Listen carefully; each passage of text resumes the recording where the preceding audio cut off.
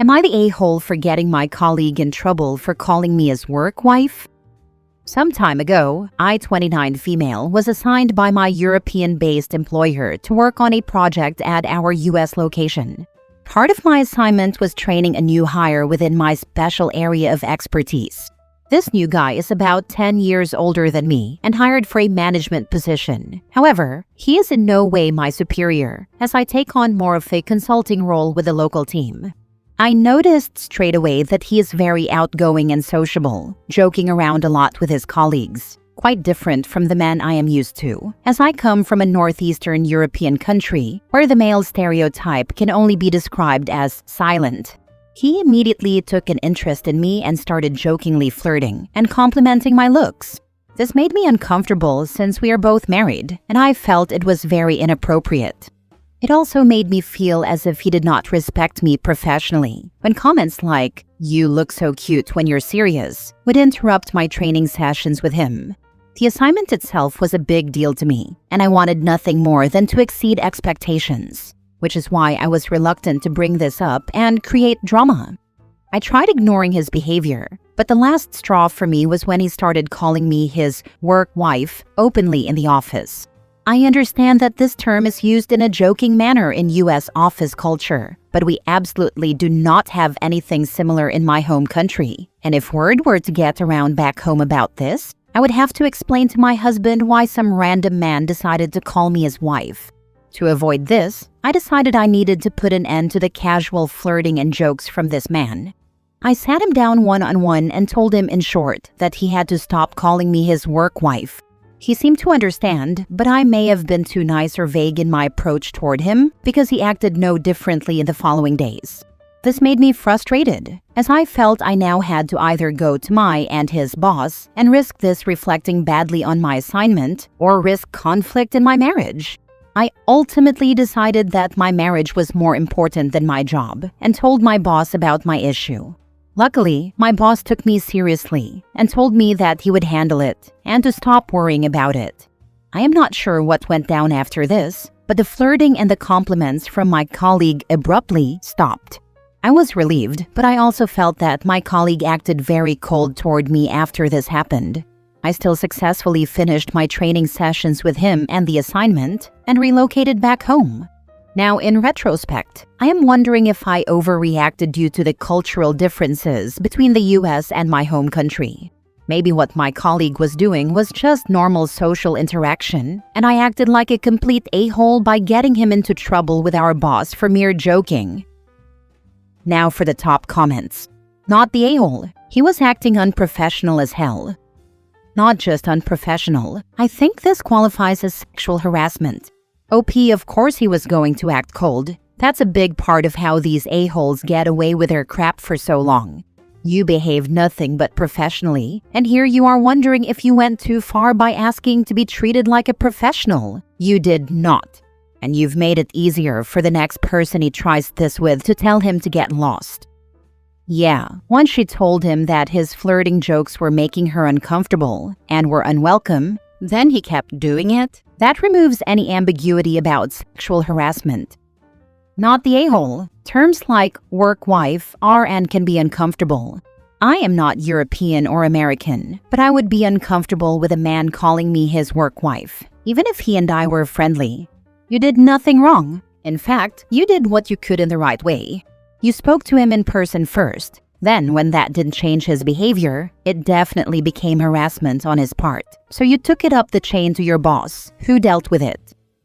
I'm American, I work in an office-type situation, and I promise you anytime somebody even mutters the word work husband or work wife, HR is on their ass.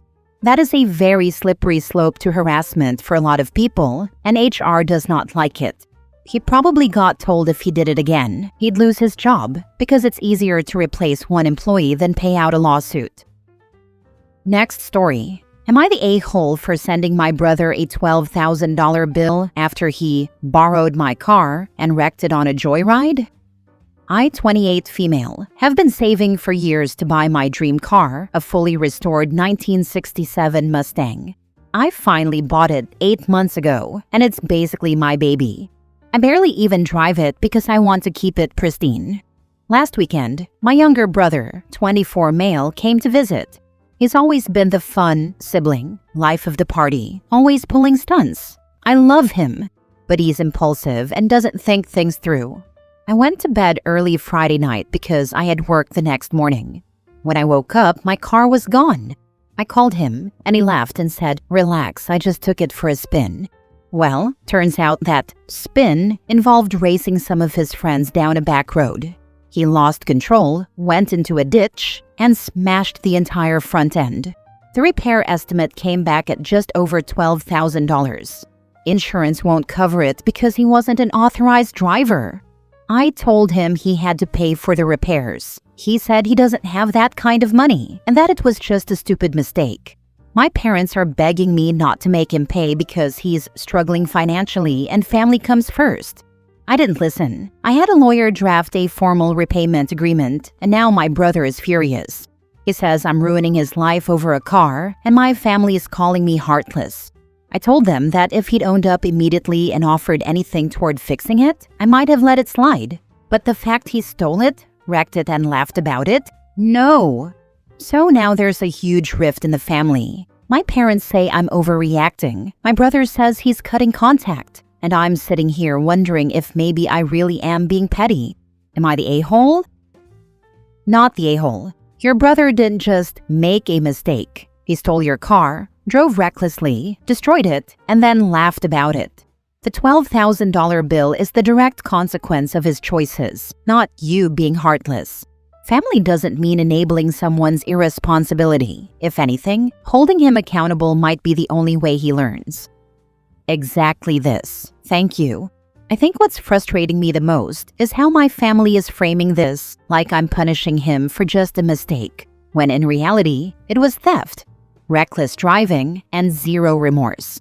If I'd done something like that to his property, I'd fully expect to pay for it. I'm not trying to ruin his life, but I refuse to let him think there are no consequences.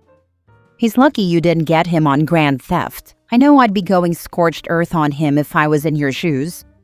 Exactly. If I wanted to, I could have gone the grand theft route, but I figured getting my $12,000 back was the priority. Honestly, he's getting off light. So by fun sibling, you mean the sibling that never faced consequences? Not the a-hole. It's time he dealt with the repercussions of his actions. Yup, he's always been the fun one, because everyone else ends up cleaning up his messes. Honestly, this is the first time he's actually had to deal with the real consequences of something he's done, and you'd think I'd committed the crime with how my family's reacting. Not the a-hole. I'd sue him for the damages and press charges for theft. That's why I went ahead with a lawsuit. The car repairs were $12,000, and there was no way I was going to just eat that cost because of his fun prank. Pressing charges definitely crossed my mind too, but I figured getting the money back was the priority, for now. Next story. Am I the a-hole for refusing to fund my parents' retirement for the rest of their lives?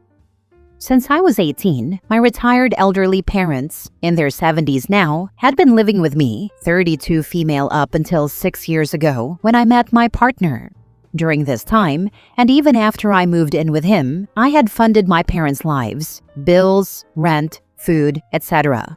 My brothers, 38 and 42, who are both married and living with their own families, have helped a little with medicine and occasional cab rides to the doctor. But that's about it. My parents have nothing saved, have had a history of failed businesses, and sold their house to fund more of those. My dad refused to find a job through all of this because he insisted he was going to be a businessman, despite having absolutely no knowledge of how to run one. Meanwhile, the three of us, his kids, quit school to work and feed ourselves. Fast forward to the present day. I have a newborn and am unemployed, and I've told them that's it. I've got nothing to give. They were very understanding but would still call every 2 weeks and hint at needing cash. We are barely staying afloat ourselves with a single-income household, and I'm honestly sick of it all. A relative of theirs had taken them in and lent them money to help them get back on their feet, which they sank into another pyramid scheme they insisted was a tourism agency startup.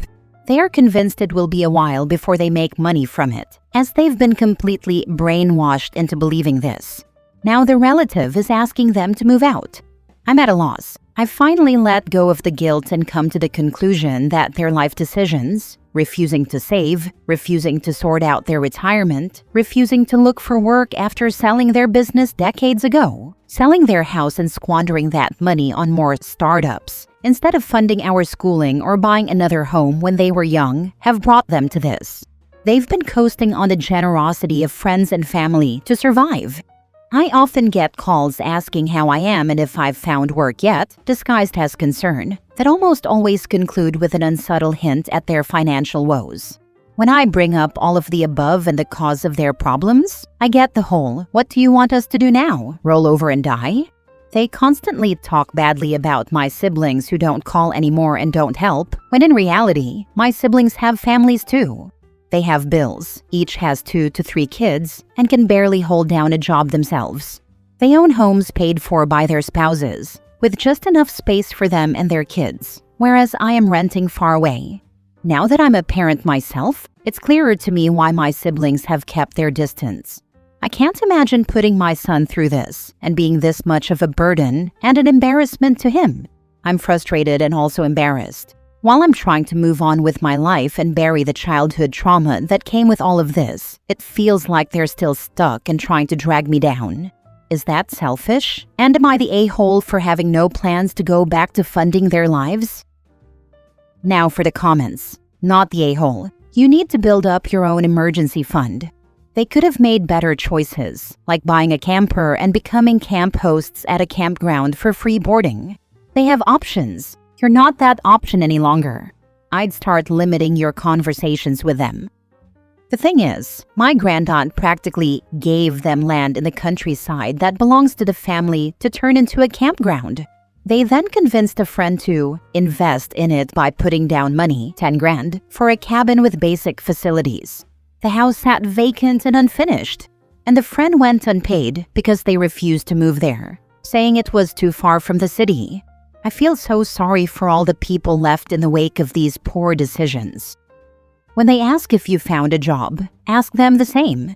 Refer to their companies as what they are, pyramid schemes, and they'll get mad.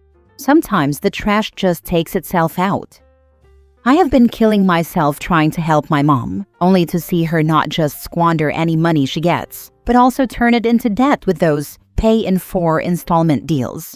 I resent her so much I can't even deal with knowing her anymore. I'm moving away, and whatever happens to her is her own business. Let them figure it out. They don't get to consume your life after they threw their security away with both hands. Yes, especially since life was so much easier back then.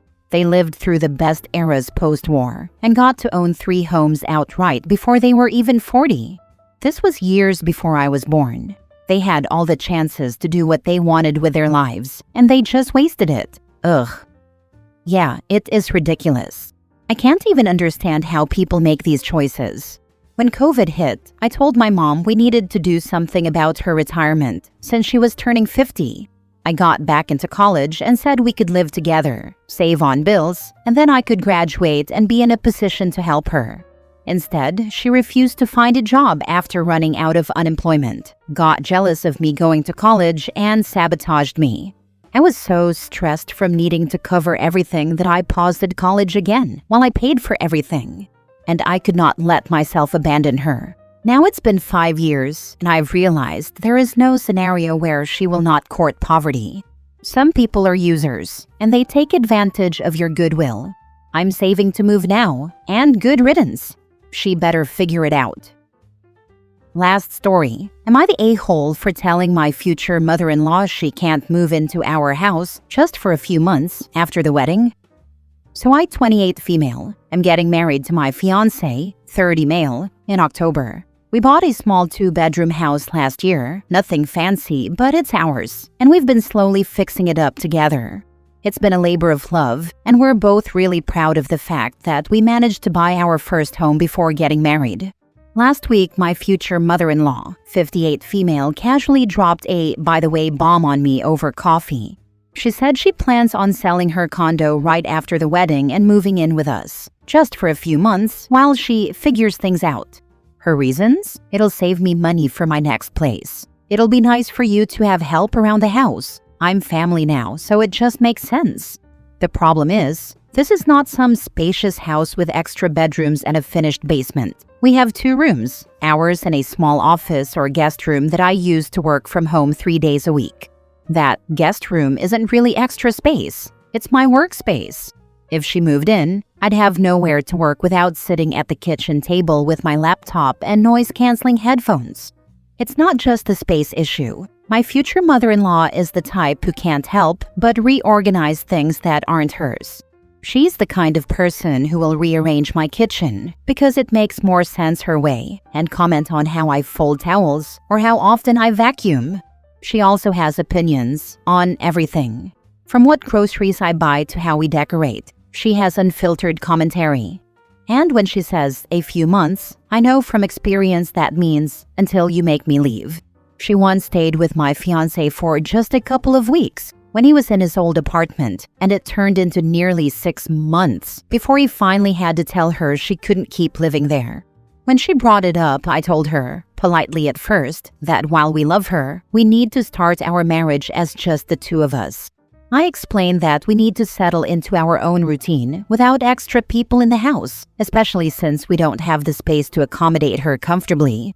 She did not take it well. She went straight to my fiancé afterward and said I'm already trying to keep her son away from her and that I'm ungrateful for family. Now my fiancé is caught in the middle. He admits it would be stressful to have her here long term, but he also hates the idea of starting a fight with her before the wedding.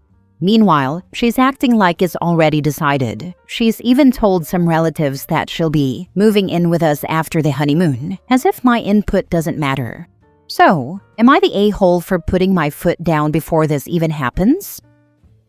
That witch is gonna check in and never check out. Nip that in the bud right now.